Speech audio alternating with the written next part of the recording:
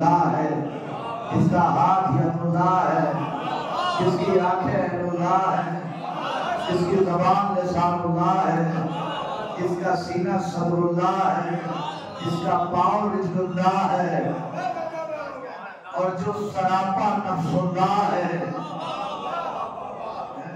फिर जब उसे ये देखेंगे तो इनकी खुशी का क्या आलम होगा। यही वजह है कि जितने लोग मर के जाते हैं वो कब्र में मरे रहते हैं, हम कब्र में जैसे ही पहुंचते हैं जिंदा हो जाते हैं।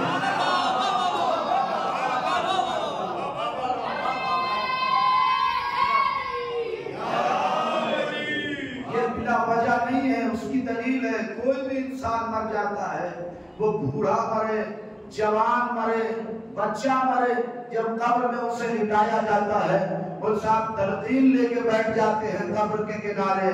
सारे असमा अहले बैत के गिनाने के बाद, 12 इमामों का नाम गिनाने के बाद एक आदमी नीचे शाना पकड़ के कहता है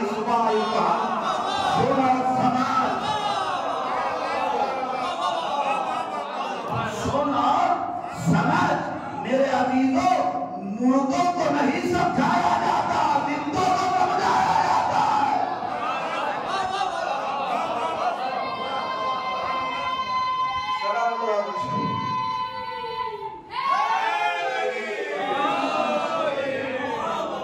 और पूरी जिम्मेदारी के साथ कह रहा हूं कि तलकीन का मसला सिवाय मजहब शिया के कहीं और देखने को नहीं मिलेगा। मैंने हर मजहब के तकरीबन जनाजे में शिरकत की है, मगर मैंने कहीं नहीं देखा कि शियों के तरह किसी की भी कब्र पर बैठ के तलकीन पढ़ी गई हो। पहले तो तलकीन के माने समझ लीजिए। तलकीन कहते किसे? तलकीन के माने ये है कि कोई बात कही जा चुकी है, फिर से उसको याद दिलाया जा रहा है। कोई बात कही जा चुकी है, फिर से उसको याद दिलाया जा रहा है। ये तलकीन नहीं है। मुर्दे को याद दिलाया जा रहा है, कब्र में सोने वाले को याद दिलाया जा रहा है। जो 12 इमाम तुम्हारे हैं वो थे नहीं, आज भी जिंदा है।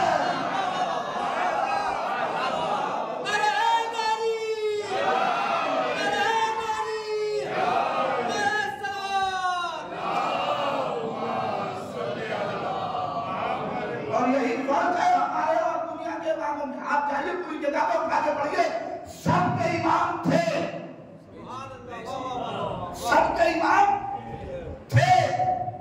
हमारा इमाम है, जिसका इमाम नहीं मरता उसकी उम्मत भी नहीं मरती। जिसका इमाम नहीं मरता उम्मत, हमारा इमाम जिंदा है, इसलिए वो कब्र तक हमारा साथ देने के लिए आता है। किसी शायर ने कहा था कि अली का नाम भी नामे खुदा, क्या राहते चाहे असाए पीर है, तेरे जवा है, हिर्दे तिफला है। अली का नाम भी कितना मददगार नाम है कि जो बच्चों के लिए तावीज का काम करता है, जवानों के लिए तलवार का काम करता है, बुजुर्गों के लिए आशा का काम करता है। हम इस अमीर पर कुर्बान क्यों ना जाए कि जिसने ना हमें कभी बचपन में छोड़ा, न जवानी में छोड़ा, न बुढ़ापे में छोड़ा।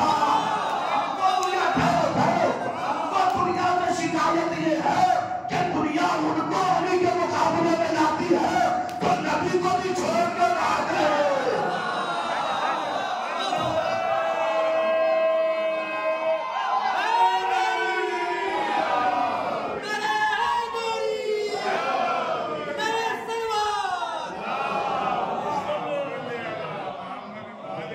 जो नबी का साथ न दे सके वो उम्मत का साथ कहां से देंगे?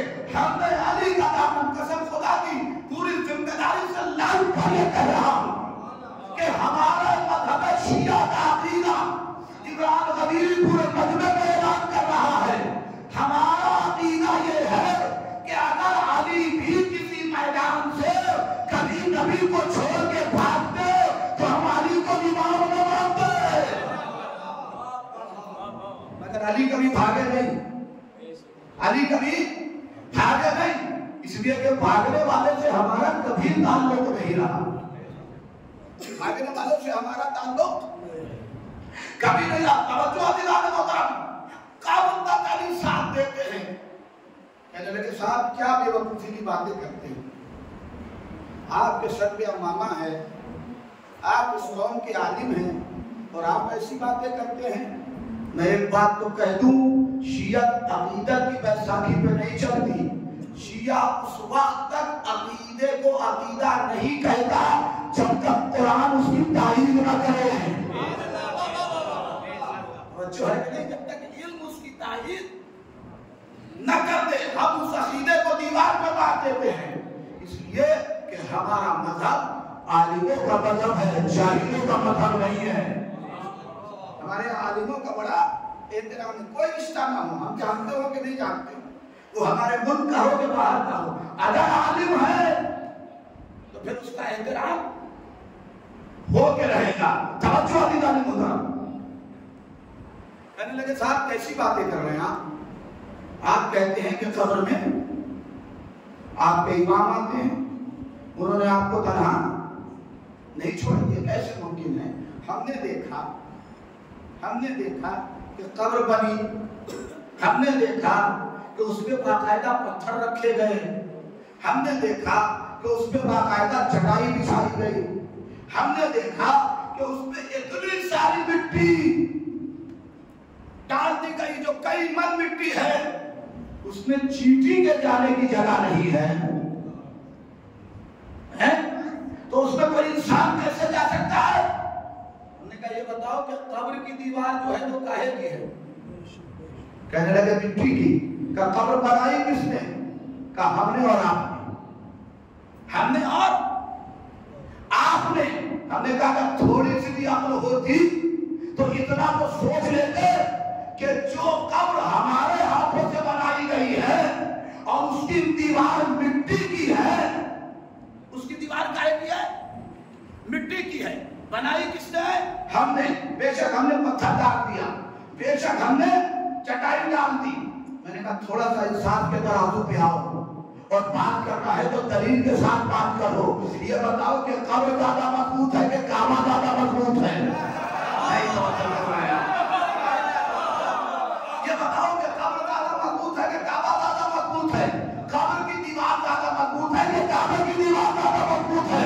कहते हैं बेशक कब्र की दीवार कमजोर, काबे की दीवार मजबूत। हमने कहा क्यों? इसलिए कि कब्र की दीवार मिट्टी की है, काबे की दीवार पत्थर की है। कब्र की दीवार पत्थर की है, कब्र की दीवार मिट्टी की है, काबे की दीवार पत्थर की है। कब्र हमने बनाई है, काबा अल्लाह के हुक्म से नबियों ने बनाया है। हमने कहा मुसलमान इतना तो सोच ले कि जब काबे की पत्थर की बनाई हुई दीवार अली का रास्ता लगी तो मिट्टी की बनाई हुई दीवार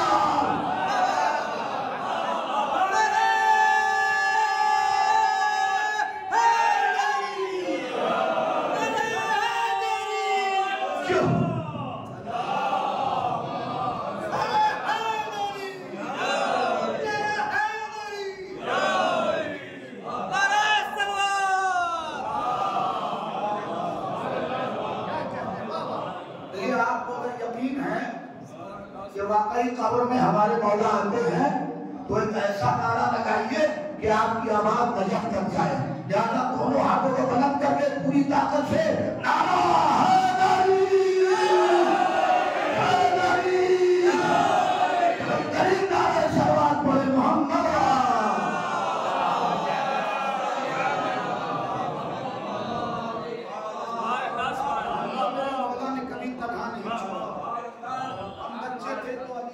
थे, हम जवान हुए तो अली साथ रहे, हम बूढ़े हुए तो अली साथ रहे। हाल से हमदानी मौला का सहाबी मौला की बारगाह में दाखिल हुआ। आलम यह है कि बैसाखियों के सहारे लड़खड़ाता हुआ पद में अमीरुल मोमिनीन में दाखिल हो रहा था। सलमान को आवाज दी, मौला ने सलमान पढ़ो, मेरे चाहने वाले को संभालो। अबू दर पढ़ो, मेरे चाहने वाले को संभालो। दोनों लोग आगे बढ़े, एक तरफ से सलमान ने पकड़ा, एक तरफ से अबू बकर ने पकड़ा, लाके मौला के सामने बिठाया। मौला ने अपने सहाबी को देखा और पूछा, ए हारिस हमदानी, ये क्या हालत बनाई है? ए हारिस हमदानी, ये क्या हालत बनाई है? सहाबी भी मौला की गुफ्तगू शायद समझ गया था। पलट ने कहा, या अली, ये जो भी हाल है वो आपकी वजह से है। जो भी हाल है वो आपकी वजह से है। क्यों? जब से हमने आपसे मोहब्बत शुरू कर दी है, इम्तिहानात पर इम्तिहान होने लगे हैं। हाय हाय हाय हाय हाय हाय हाय हाय या अली, जब से हमने आपसे मोहब्बत शुरू कर दी है, इम्तिहान पे इम्तिहान होने वाले हैं। सवालों कभी न घबराना कि शिया को तो अच्छी जॉब क्यों नहीं मिलती, मोहम्मद मजलिसों में शिरकत करता हूँ, अच्छी जॉब क्यों नहीं मिलती, नमाज पाबंदी से पढ़ता हूँ, अच्छी जॉब क्यों नहीं पढ़ती, खुशहाली की जिंदगी क्यों नहीं गुजरती। अभी इम्तिहान लेके देख रहे हैं, खाली खाने आए हो या वाकई मोहब्बत निभाने आए हो? खाली इम्तिहान लेके अपने चाहने वालों को कभी आजमाते हैं। जो हालत है वो आपकी वजह से है, इम्तिहान पे इम्तिहान है। या अमीरुल मोमिनीन, सबसे बड़ा मसला तो ये है कि इस पड़ोस में रहता था, आपकी मोहब्बत की वजह से लोगों ने बातचीत करना बंद कर दिया है, ताल्लुकात खत्म कर दिए हैं। अली ने हारिस हमदानी के सामने पे हाथ रख के फरमाया, ए हारिस हमदानी, घबराता क्यों है? तू जब मेरा दोस्त है, तू जब मेरा आशिक है, तो इतना सोच के बता कि जिसने मुझे पा लिया है उसने खोया क्या है, जिसने मुझे खो दिया है।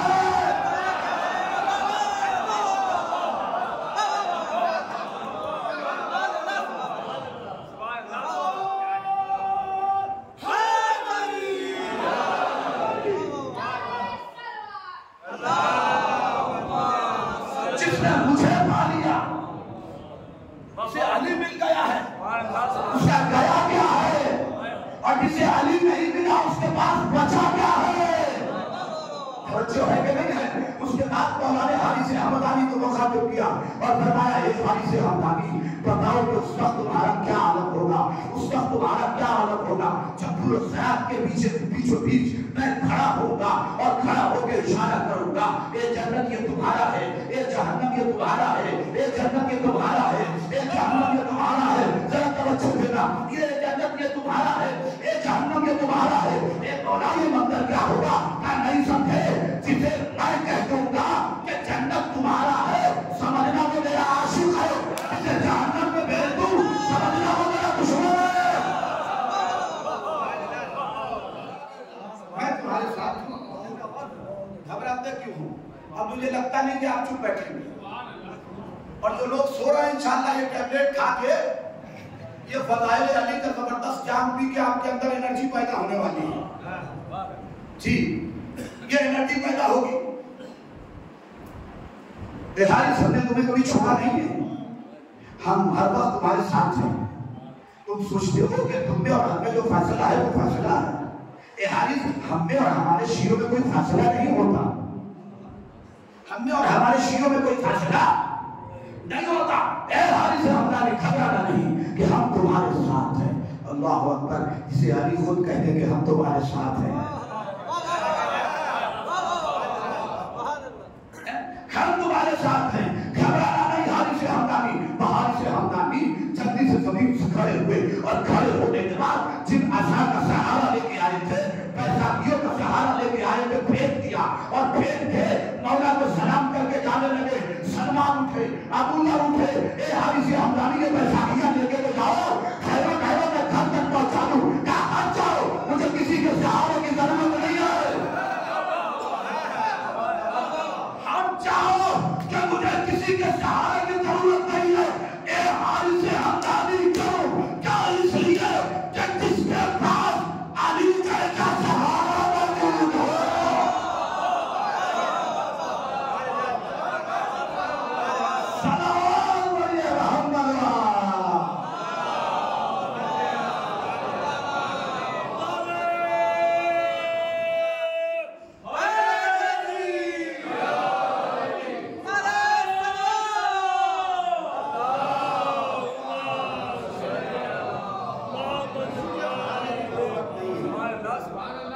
उसके पास अली जैसा सहारा मौजूद हो, वो बैसाखियों के सहारे चलेंगे। बुजुर्गों से माजरत के साथ जवानों से कह रहा हूं, जिसके पास अली जैसा सहारा हो वो बैसाखियों के सहारे नहीं चलता। जिसके पास अली जैसा तकिया मौजूद हो वो दीवारों के सहारे नहीं बैठता।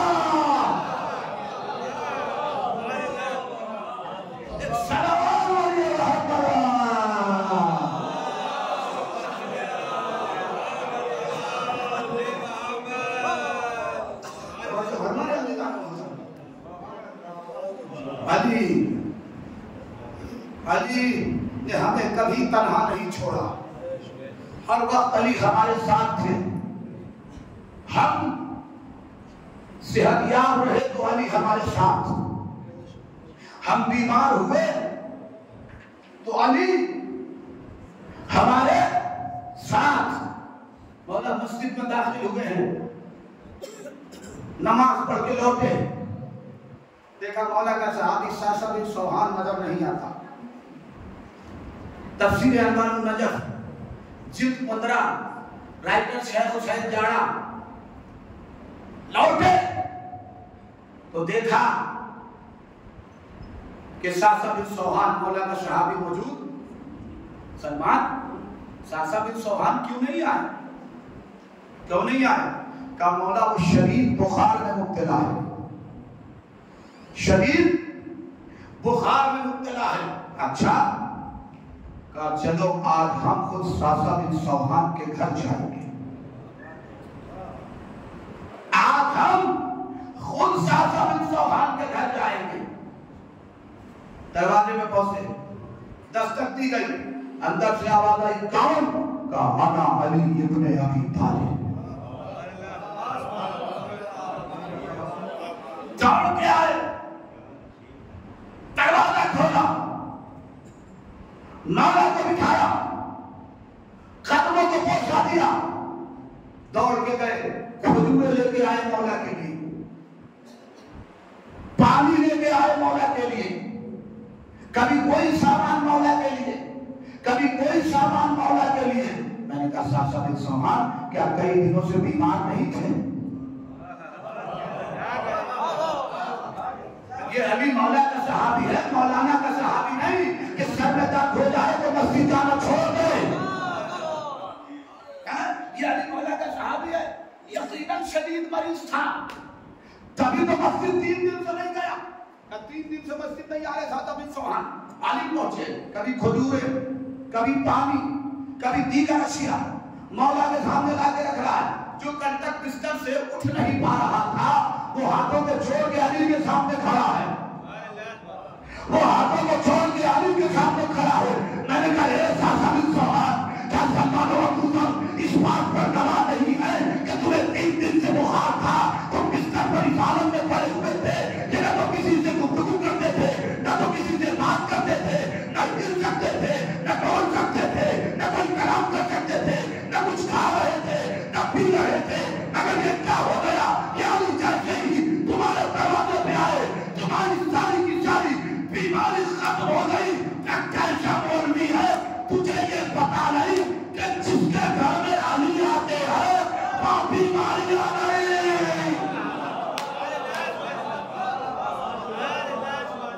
सलाम अलैकुम।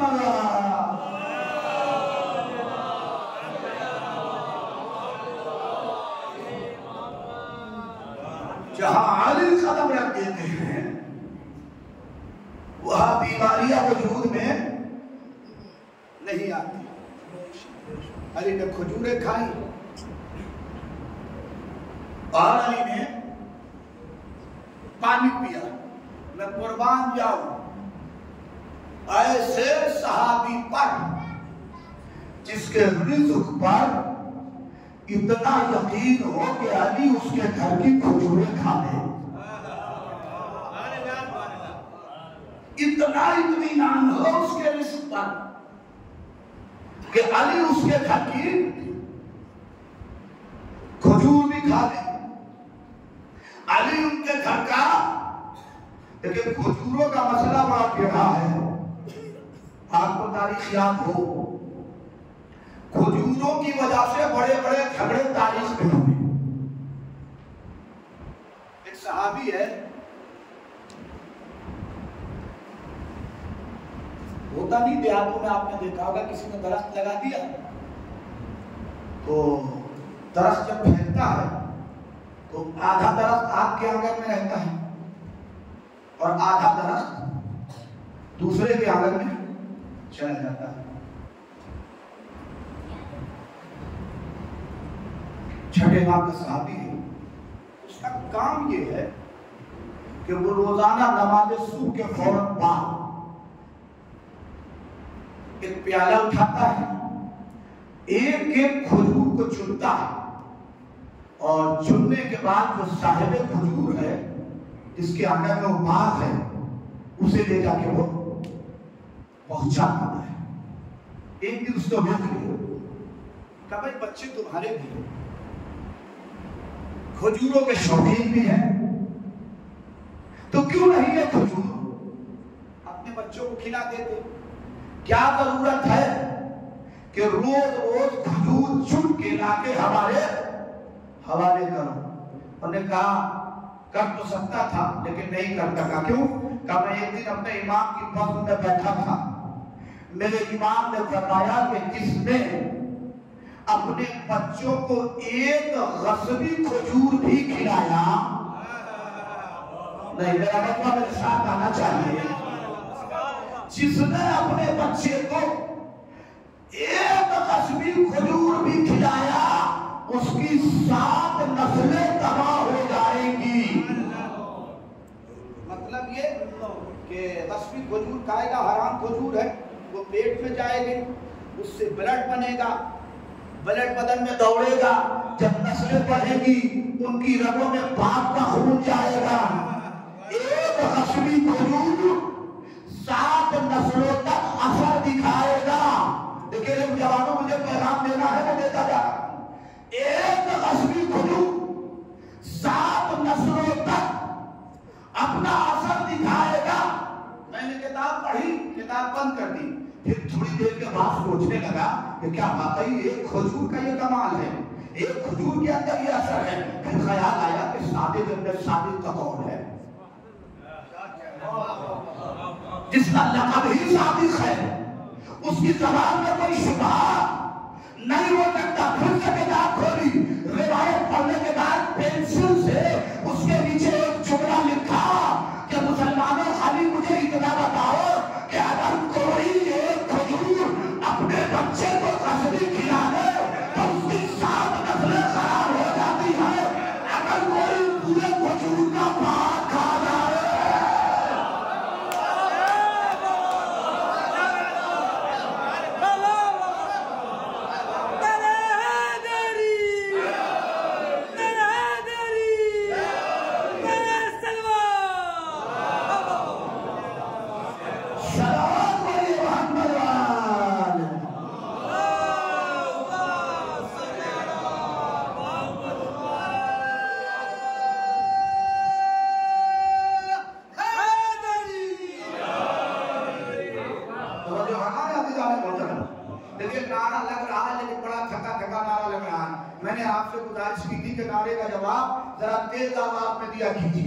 उसकी वजह यह है अजीजों और जवानों कि शिकस्त जुल्म का ऐलान नारे हैदर, हमारा दीन और ईमान नारे हैदर लगा के देख तो नादान नारे हैदर, ये नारा बदन में शजरों को तोड़ देता है कौन बराबी ये खोल खोल देता है।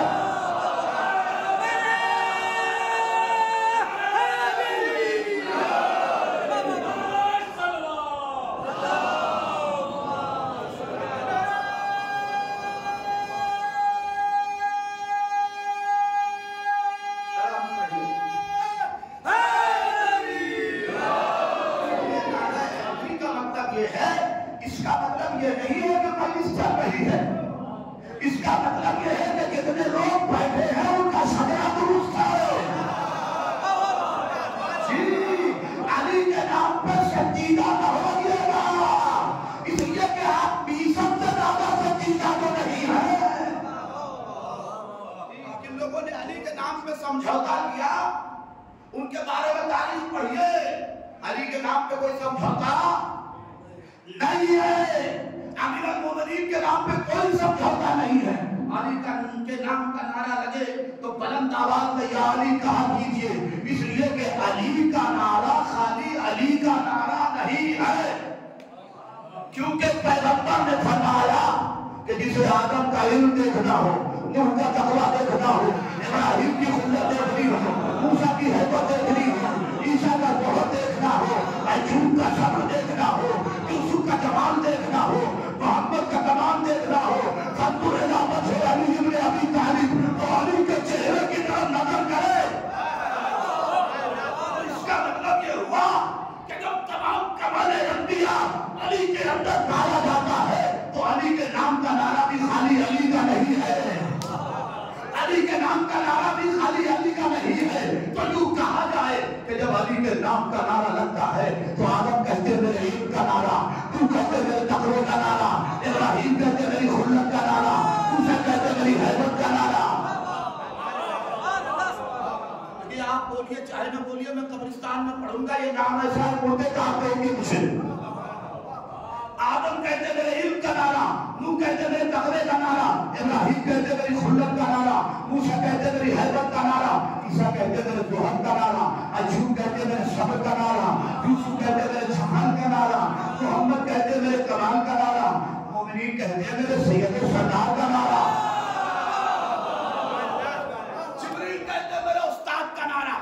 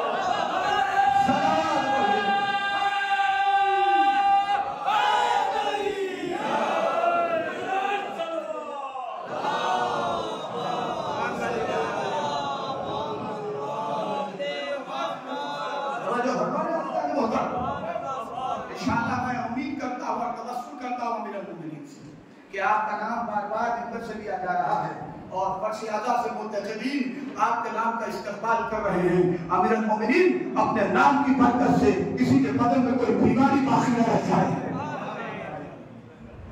तवज्जो, सासा बिन सौहान अली की खिदमत में लगे हुए, इस्तेमाल अली जारी है। क्या अली ने कहा सासा बहुत हो गई खिदमत, अब बैठो मेरे पास। जबरदस्ती मासूम के पहलू में जाके लेट जाना और है, और मासूम का बुला के अपने पहलू में बिठा लेना।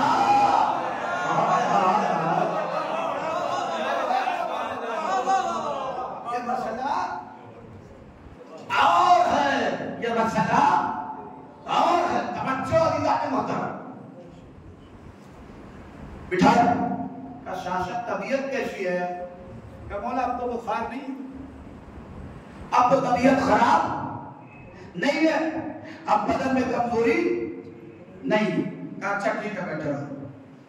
सासा के आंगन की तरफ अली इब्न अबी तालिब ने देखा और देख के फरमाया सलमान, वो जो पत्थर देख रहे हो आंगन में, अजीब होगा, तो उसे उठा लिया, उसे उठा लिया। हजरत सलमान गए, वो पत्थर उठा के ले आए। देखिए पत्थर लिया अली ने मुट्ठी में और थोड़ी देर तक मुट्ठी को बंद रखा, खोला। सारे तफसीर लिखते हैं कि जैसे ही खोला वो बेहतरीन किस्म की नाशपाती में तब्दील था, बेहतरीन किस्म की नाशपाती में तब्दील हो गया। अली ने फरमाया सलमान, ये नाशपाती लोग आधा काट के सासा बिन सौहान को खिलाओ और आधे में सबको दो। नाशपाती खत्म हो गई, फिर फिर अली ने पत्थर उठाया, फिर उसे मुट्ठी में दबाया। जो तारीफ का टुकड़ा हो रही है कि मुट्ठी में दबाया, दबाया नहीं, दबाने के बाद फिर मुट्ठी खोला, वो बेहतरीन किस्म का शेर बन गया। अली को क्यों राज़िक कहा जाता है? अली को राज़िक इसलिए कहा जाता है कि अली की हथेली में पूरी कायनात का रिस्क महदूद है। मुट्ठी, एक मिनट के लिए रोकूं आपको, पता नहीं क्यों मुझे रिवायतें ज्यादा याद आ रही। आज सही बात बताओ तो दिन भर अभी मैं लेटा हुआ था तो आज क्या पढ़ेंगे? कल खैबर पढ़ दी थी, सोचने लगा कि कुछ खैबर से ही मुतालिक मौजूद उठाऊंगा। यहाँ आया पता नहीं कैसे मौजूद बदल गया, मुझे नहीं मालूम था, तो जितना याद आ रहा मैं सुनाता जा रहा हूँ। एक सलवत पढ़िए मोहम्मद वाला ने,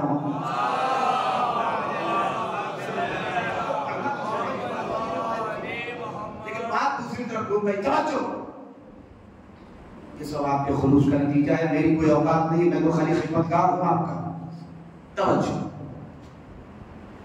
एक दिन अमीरुल मोमिनीन फिजा में ऐसे हाथ लहरा रहे थे, तो ये वाली शख्सियत पीछे में देख रही थी अमीरुल मोमिनीन को।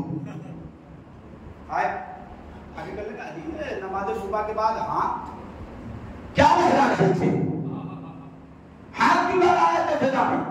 सुनिए भाई, ये रिवायत वाकई गौर से सुन लीजिए, हाथ फिजा में क्यों लहरा रहे थे? मौला ने फरमाया, मैं मखलूकात को रिस्क बांट रहा था।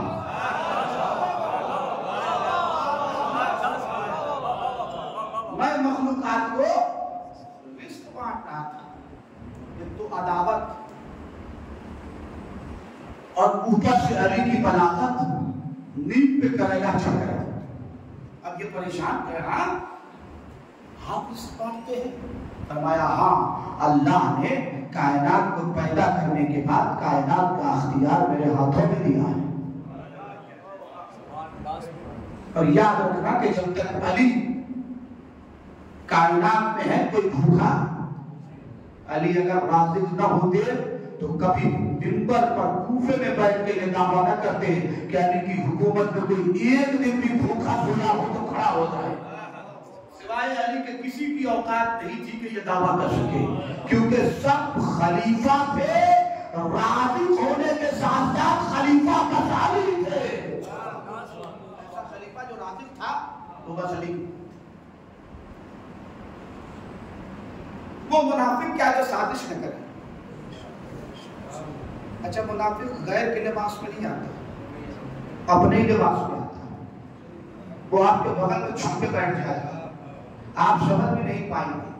तोते को मुनाफिक क्यों कहा जाता है मालूम है? क्यों कहा जाता है मालूम है? उसका रंग कैसा होता है? हरा, ग्रीन। पत्तियों का रंग कैसा होता है? हरा।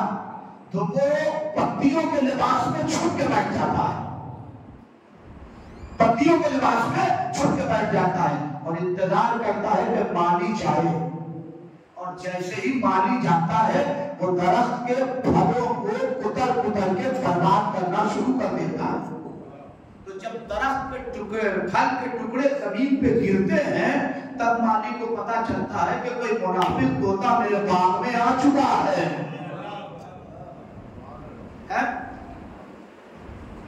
तोते को भगाने का बात तो क्या कर गया? हमने बचपन में देखा कि वालिद साहब जब आम का जमाना आता था बाप, उसमें एक टीन बांध दी जाती थी, उसमें एक लकड़ी। तो जब तोते आते थे या गिलहरियां आमों को बर्बाद करती थी तो यहीं से हिलाते थे, डंग डंग, वो टीन बोलता था। तो उसकी वजह से ये मुनाफिक तोते भाग जाते हैं। मिंबर पर किसी ऐसे का इंतजाम कीजिए जो कम से कम मुनाफिकों की बैंड बजाता है। एक सलावत बोलिए मोहम्मद।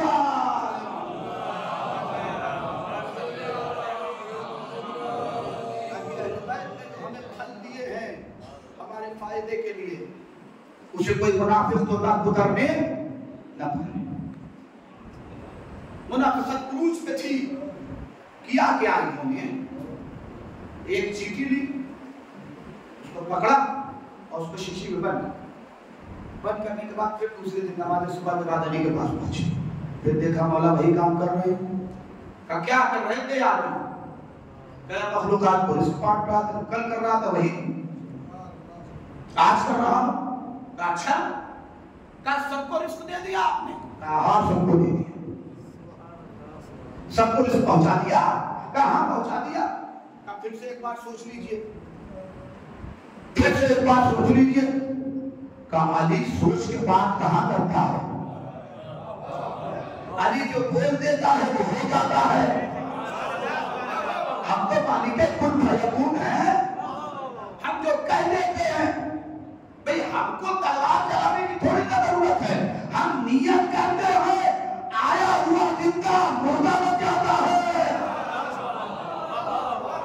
हम तो कुल फयकून के मालिक हैं, हमें सोचने की जरूरत नहीं। खाली सोच लीजिए। कहा हाँ हमने सोच लिया। धीरे से शीशी अली के सामने हाजिर की। कहा ये चीटी तो शीशी में बंद है, ये चीटी तो शीशी में बंद है, इस तक रिस्क तो आपका पहुंचा नहीं होगा। मौला ने पूछा क्यों? कहा इसलिए कि ये तो बिल्कुल पैक है, ये तो बिल्कुल बंद है। मौला ने मतलब उसकी तरफ जलाल के आलम में देखा और जलाल के आलम में देखने के बाद उसका नाम लेकर इरशाद फरमाया फन शीशी का ढक्कन खोल, और अगर चीटी के मुंह में गंदुक का दाना न हो तो मैं अबू तालिब का बेगाना।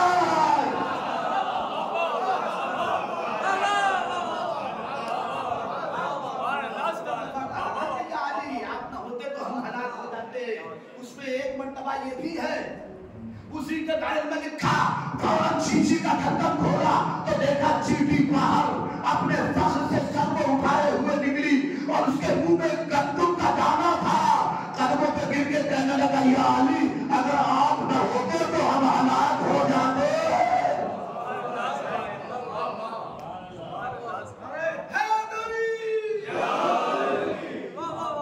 आप न होते तो हम अली हाथों को दबाया, बेहतरीन सेब बना। सलमान इसे काटो, आधा सासा के सवाल को खिलाओ, वो आधे में तुम सब खाओ। यानी कुछ पैगंबर के रिश्तेदार भी आपके पास हैं, बटवाइए इसने रिश्तेदारों से। क्या लगे अली रिश्तेदारों को नहीं देखता, अली तो देखता है कि साहिब किरदार कौन है। सम्मान तो दिया, तुम बांटो, तुम बांटो। इसलिए कि अली को पता था कि जिसने फातिमा के बाप के सिलसिले में कोई रियायत नहीं की, वो हमारे जरिए आता किए हुए सेब और नाशपाती में। देखिए एक चीज आपको बताऊं, ये मजाक की बात नहीं, एकदम सही बात है। ये पुराने भुक्कड़ थे, अली जानते थे जी। लफ्ज़ बच्चों के लिए खाली बदल दी, फिर दबाया, फिर दबाया। आप जानते हैं क्या बना? ले लीजिए, बोल तो नहीं हो रहा है। फिर दबाया, अब जो दबाया तो बेहतरीन किस्म का अनार बना,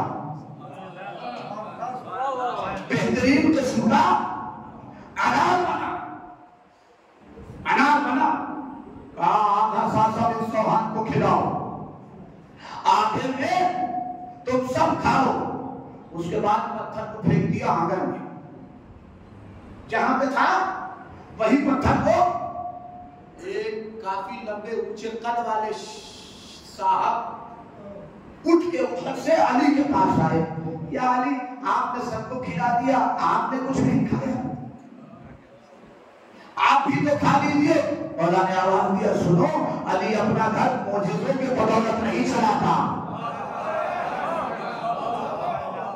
ये तुम्हारे खिलाने के लिए है। हम मोजेजों के बदौलत अपना घर नहीं चलाते। अगर अली मोजेजों की वजह से अपना घर चलाने पे आ जाए तो जिसके एक इशारे पे मिट्टी की दीवार सोने की दीवार बन जाती है, उसके बाद क्या नहीं हो सकता। अली ने मोजेजा उम्मत के लिए दिखाया। वो मुनाफिक क्या जो अली से कंपटीशन में न उतरे, मैदान में उतरे थे। सासा बिन सोहान को अली ने ठीक कर दिया। हजरत सासा का बयान है कि उसके बाद जिंदगी भर जब तक जिंदा रहा कभी बुखार नहीं आया। चले गए, सब अपने अपने घर चले गए, अंधेरा हो गया। वो साहब के दस्तक दी, कौन? काम फला। कहेगा आपका ही बेलिया है? कहेगा वो पत्थर मुझे चाहिए, पत्थर मुझे चाहिए। सासा ने कहा वो पत्थर तो अली ने फेंक दिया था, अब उसे देखो। कहा नहीं वो तो आंगन में था, पहुंचे। यही पत्थर था ना? कहा हाँ। अब वो पत्थर उठा के दो, पत्थर लिया, एक हाथ से दबाया, दो हाथ से दबाया, दोनों ने मिलकर दबाया, मुठ्ठियां दर्द कर गई, पत्थर का रंग न बदला। मुठ्ठियां दर्द कर गई, पत्थर का रंग न बदला। तो सासा बिन सोहान हंसने लगे, कहने लगे तुम हंस क्यों रहे हो? तुम हंस क्यों रहे हो? तुम्हें बता रहा हूं, ये पत्थर का कमाल नहीं था, ये अली के हाथों का कमाल था। ये पत्थर के अंदर खासियत नहीं थी, ये अली के हाथों के अंदर खासियत थी। पर जवानों मजलिस खत्म हो गई। मैं इसीलिए आपसे कहता हूँ कि ताज़ियत बिहार रखो पूरे यकीन के साथ, अलग बिहार रखो पूरे यकीन के साथ, अली को पुकारो तो पूरे यकीन के साथ, अब्बास को पुकारो तो पूरे यकीन के साथ, आले मोहम्मद की किसी बात को पुकारो तो पूरे यकीन के साथ। इसलिए कि जिस अली की वजह से पत्थर बदल सकता है, उस अली की वजह से मुकद्दर कैसे नहीं बदलेगा?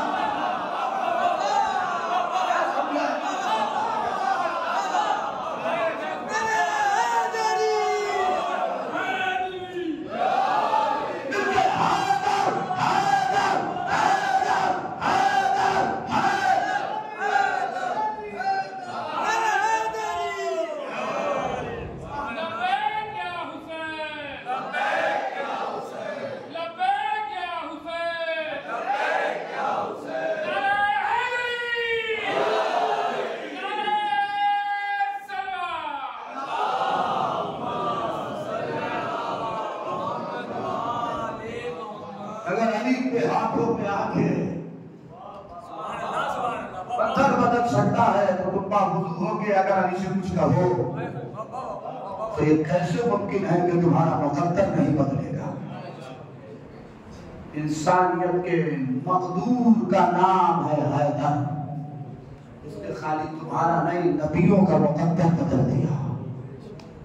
बात हमारी और आपकी सवाल ये है, दिक्कत ये है कि हमारे अंदर यकीन और इत्मीनान कहाँ है?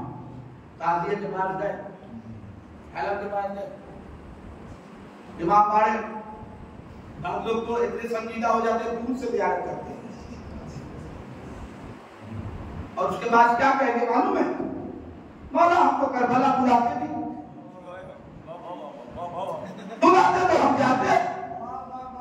इनके घर के सामने से अलम गुजर गया, ये अलम के पास नहीं गए।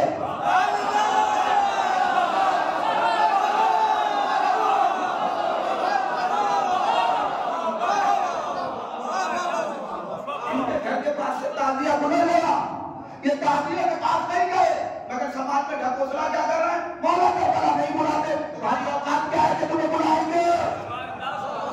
मुंह में 500 रसिया का, जेब में पैसा रिश्वत का, जबान पर ईमान, जबान में खुराफात, आंखों में कीड़ा। हुसैन आया मेरा तो करबला नहीं बुलाते, करबला हुसैन उसे बुलाते हैं जो मक्का हबीब होता है।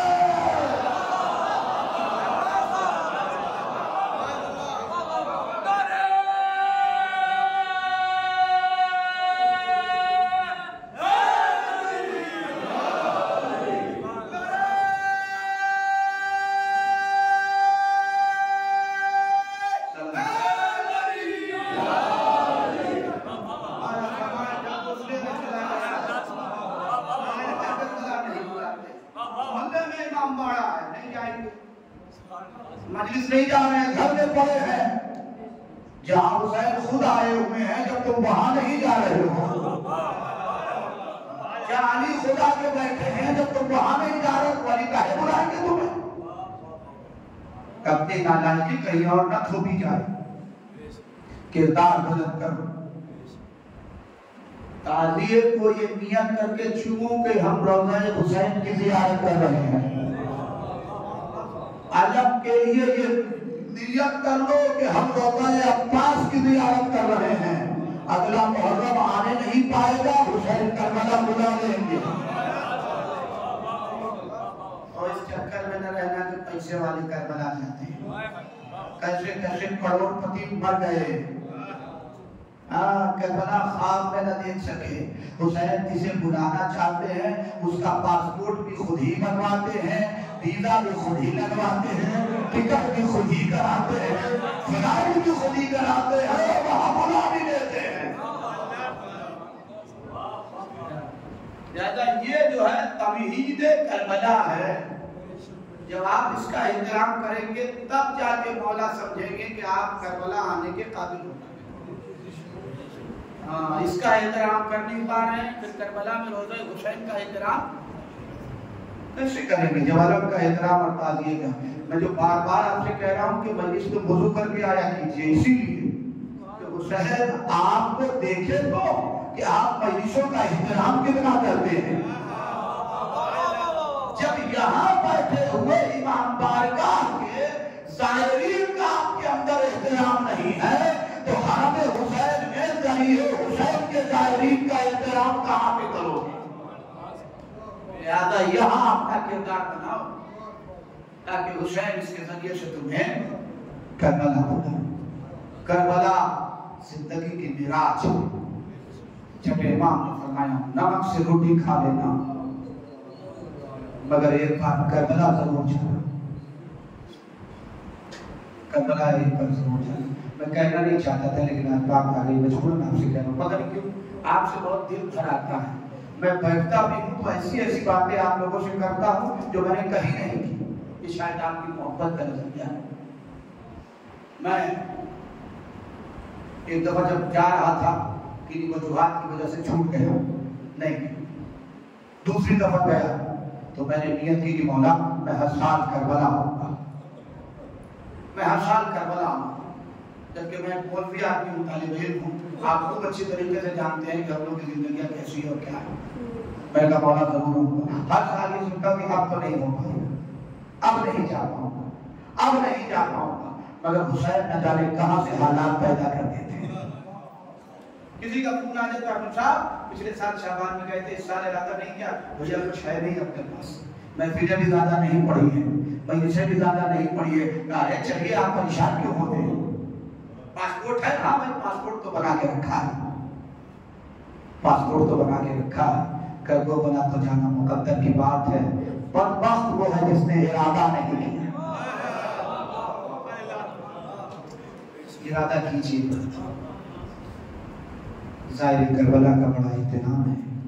उसकी वजह यह है कि आपके हुसैन को बहुत सताया गया। दुनिया के जितने शहीद हैं और जितने कत्ल होने वाले हैं, सबका मरसिया उनके कत्ल होने के बाद लिखा गया है। हुसैन वाहिद वो गरीब है जिसने अपना मरसिया खुद अपनी जिंदगी में पढ़ा। अना कतीलुल अबरार, नाना मैं आपका वो नवासा हूँ जिसे रोला रोला के मारा गया। मैं सोचता था हुसैन जिंदा है, हुसैन जिंदा है। क्यों कहते हैं कि मैं वो खुद से रोला रोला के मारा गया?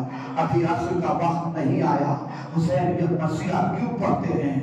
बुजुर्गों ने मुझे समझाया, भैया जिसका अब्बास जैसा भाई मर गया हो तो हुसैन अब जिंदा नहीं रह सकता।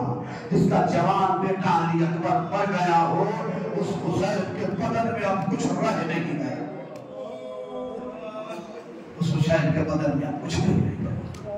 और हुसैन अभी जिंदा है, साथें चल रही हैं, तो वादे तिफली निभाने के लिए अदादारों का बड़ा इस्तेमाल है। अजीज बहुत एहतराम है। बिलखुसूस जनाब सैयदा आपकी जितनी नाज़बरदारी करती हैं, अगर वो सारी रिवायतें हमारे सामने आ जाए तो ये मुमकिन है कि सोच सोच के हमारी रूह परवाज़ कर जाए। सिर्फ एक रिवायत पढ़ता हूँ, एक रिवायत पढ़ता हूँ। एक माँ, उसका एक लौता बेटा है, अदाए इमाम हुसैन बर्पा करती है, सारी जिम्मेदारी अदादारी की बेटे के ऊपर। देखो हाथ जोड़ो, सब बंद कर देना, कभी मजलिस बंद मत करना। कुछ ना हो सके पानी मांग सकते हो, जमाना तुम्हें बेइज्जत करेगा मगर सहरा तुझे सलाम करेगी, सहरा तुझे सलाम करेगी कि तुमने गरीब की मजलिस बंद नहीं की। एक बेटा है, अदा का फर्श बिछाता है, अचानक शब आशूर में बेटा आया और कहने लगा, माँ मेरी तबीयत बहुत खराब है, मैं बहुत थक गया हूँ। कहा अच्छा बेटा, आज की शब सोया तो नहीं जाता, मगर थोड़ा देर खाट पे आराम कर ले। बेटा आराम करने चला गया। जब नमाज सुबह का वक्त आया, माँ दौड़ी दौड़ी हुजरे में पहुंची, मेरे लाल अदानी अली अकबर हो रही है, मेरे लाल उठो। ये लैला के जवान की याद में आवाज दी जा रही है। माँ ने जब बच्चे का शाना हिलाया तो देखा कि बच्चा दुनिया से चला गया। माँ बहुत तड़पी, बहुत तड़पी, मगर उसने सोचा कि कैसे ऐलान करूं कि मेरा बेटा मर गया है। उसी दिन जिस दिन जहरा का घर उजड़ गया, बाहर निकली और उसने जंजीरें तर चढ़ा दी और चली गई आशूर खाने में। आशूर खाने में मातम किया, नौहा किया। जब शाम गरीबा गुजर गई तो उसने 2-3 बुजुर्गों को पकड़ा, माशरे के जिम्मेदारों को कहा, भाई मेरा जवान बेटा मर गया। ऐसा लगा कि जैसे कदमों के नीचे से जमीन सरक गई हो। कब हुआ ये? कहा सुबह आशूर अजान के वक्त ये हादसा हुआ। कहा अभी तक बताया नहीं, कब बताना चाहती थी मगर कैसे बताती, अभी तो हुसैन का जनाजा दफन नहीं हुआ था, मैं कैसे गवारा करूं। सैयदा के लाल की मैयत पड़ी रहे, मेरे बेटे का जनाजा दफन हो जाए। तुम्हारे जवान बेटों को सलामत रखे। बुजुर्ग तैयार हुए, गुस्ल का इंतजाम किया गया, कफन का इंतजाम किया गया, जवान को सुपुर्द खाक कर दिया गया। 11वीं मुहर्रम को लीजिए अजीजों, जब 12वीं मुहर्रम आई, हुसैन के सुबह और तीजे की आखिरी मजलिस हुई। मजलिस होने के बाद माँ ने पर्शियाता को लपेटना शुरू किया। जब लपेट के रख दिया तो बेटे की याद आई। एक बेटा था वो भी ले लिया, बताओ तुम्हारे लाल की बच्चे आदाब कौन बिछाएगा। ये कह के कब्रिस्तान की तरफ निकल पड़ी, ये कह के कब्रिस्तान की तरफ निकल पड़ी। जब कब्रिस्तान में पहुंची तो देखा कि पहले से कोई मुअज्जिमा उसके बेटे की कब्र पर बैठी हुई है। ये धीरे धीरे आगे बढ़ी और आगे बढ़ने के बाद पीछे से शाने पे हाथ रखा, ये मुअज्जिमा माफ करना, शायद आप भूल गई है, ये आपके अजीज की कब्र नहीं है, ये मेरे जवान बेटे की कब्र है, वो अभी अभी तो इंतकाल कर गया है।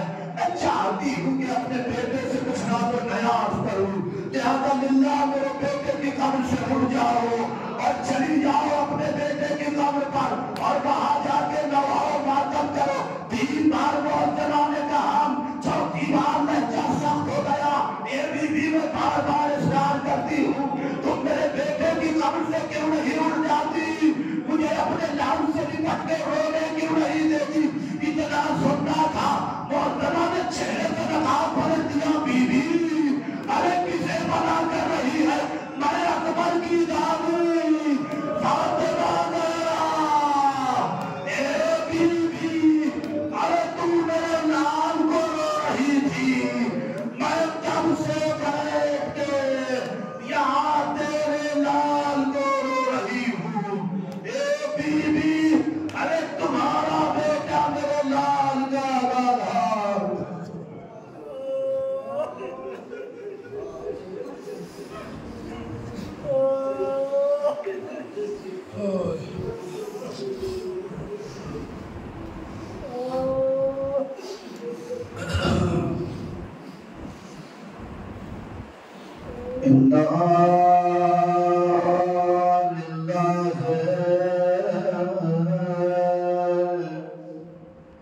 وإنا إليه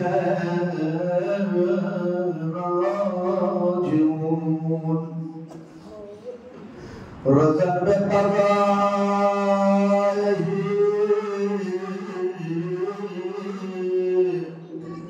तस्लीमन